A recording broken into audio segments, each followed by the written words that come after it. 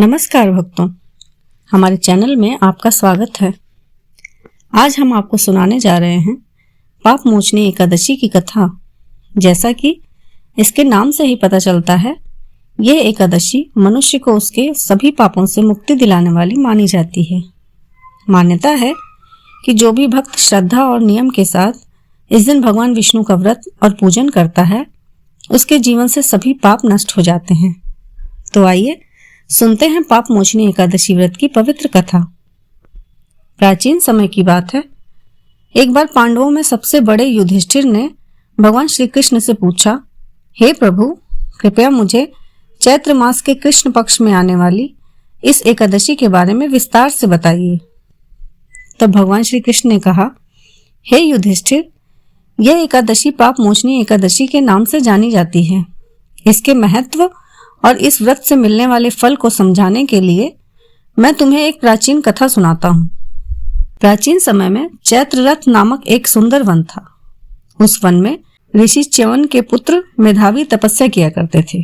मेधावी ऋषि बहुत ही धार्मिक, तपस्वी और विद्वान थे।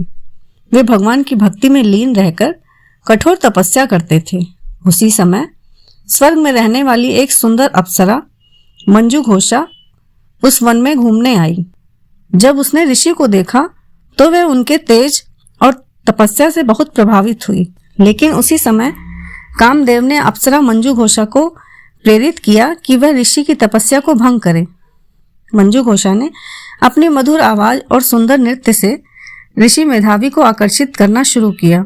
धीरे धीरे ऋषि का मन विचलित हो गया और वे अपनी तपस्या भूलकर मंजू घोषा के साथ रहने लगे। समय बीतता गया, दिन, महीने और साल बीत गए।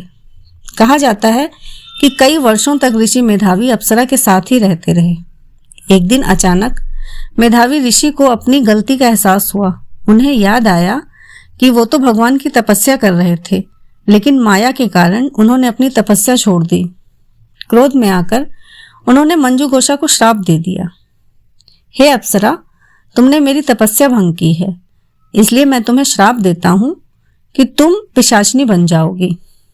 यह सुनकर मंजू घोषा ने हाथ जोड़कर ऋषि से कहा, हे महर्षि, मैंने जो भी किया वो कामदेव के प्रभाव में आकर किया।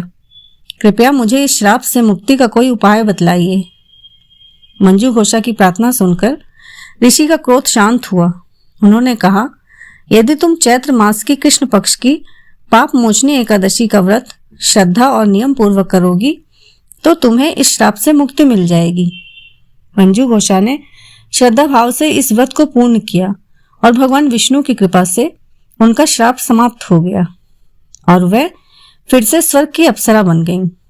भगवान श्री कृष्ण ने युधिष्ठिर से कहा, हे धर्मराज, जो भी व्यक्ति पाप मोचनी एकादशी का व्रत करता है उसके सभी पाप नष्ट हो जाते हैं।